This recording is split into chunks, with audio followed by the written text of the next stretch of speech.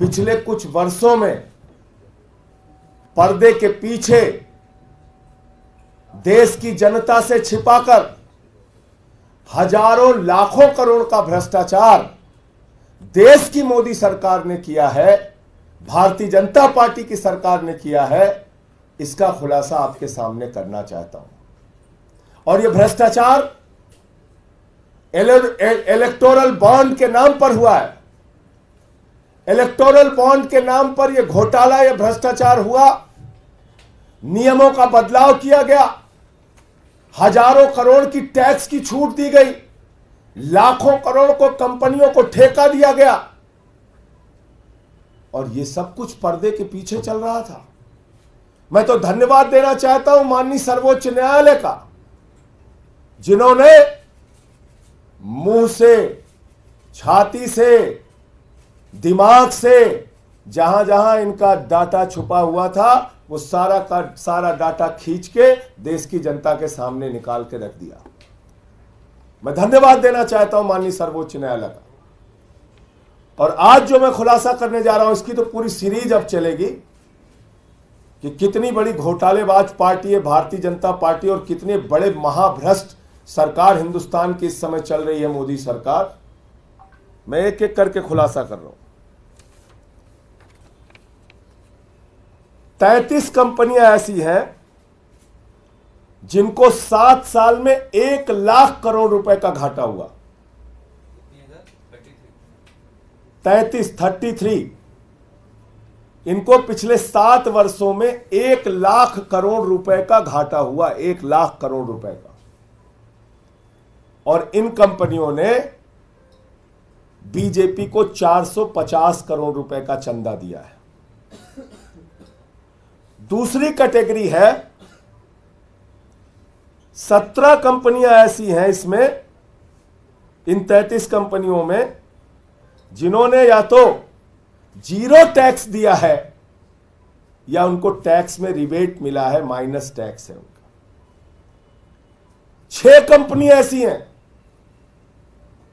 6 company ऐसी हैं जिन्होंने भारतीय जनता पार्टी को 600 करोड़ रुपए चंदा दिया है।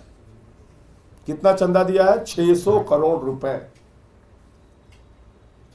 और इसमें एक कंपनी ऐसी है जिसने अपने प्रॉफिट से 3 गुना ज्यादा चंदा दिया है। यानी कंपनी का जो मुनाफा है उसके मुनाफे से 3 गुना ज्यादा चंदा दिया है। कितने बड़े हृदय की कंपनी है देखिए। उसका बेचारे का मुनाफा नहीं हुआ, लेकिन मुनाफा नहीं होने के बावजूद उसने 3 गुना ज्यादा चंदा दिया है। दूसरी कंपनी ऐसी है, ये तो और मजेदार है, इसमें एक कंपनी ऐसी है जिसने अपने मुनाफे का 93 गुना ज्यादा चंदा दिया है। एक कंपनी तो मैंने बताया जिसने अपने मुनाफे का 3 गुना ज्यादा चंदा दिया है। दूसरी कंपनी ऐसी है जिसने अपने मुनाफे का 93 गुना ज्यादा, 93 टाइम्स मोर, 93 गुना ज्यादा चंदा दिया है। और 3 कंपनियां ऐसी हैं जिन्होंने 28 करोड़ रुपए का चंदा दिया है और जीरो टैक्स पे किया है, जीरो टैक्स। अब मैं आपको सिलसिलेवार करके बताता हूं।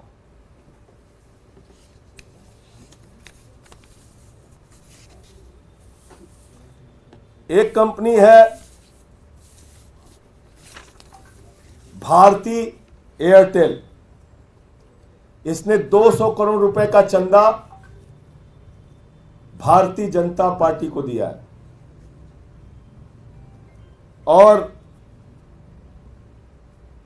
77,000 करोड़ रुपए का घाटा इसको हुआ है। याद रखिएगा, 2017 से 2023 तक 77,000 करोड़ रुपए का घाटा हुआ है और घाटे के बावजूद बहादुर ने 200 करोड़ रुपए का चंदा बीजेपी को दिया है और इसको टैक्स में छूट मिली है 8,200 करोड़ रुपए की। कितनी? इसका घाटा है 77,000 करोड़ रुपए का, चंदा दिया है 200 करोड़ रुपए बीजेपी को।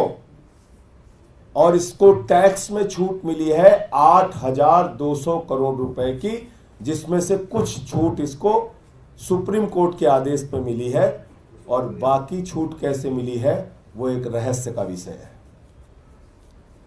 दूसरी कंपनी है DLF।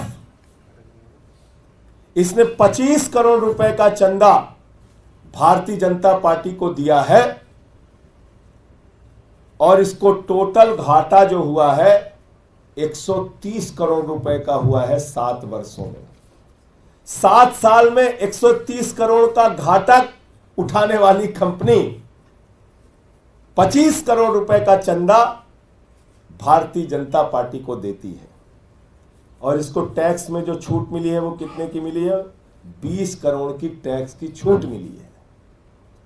130 करोड़ के घाटे वाली कंपनी 20 करोड़ के टैक्स की छूट और 25 करोड़ बीजेपी को चंदा।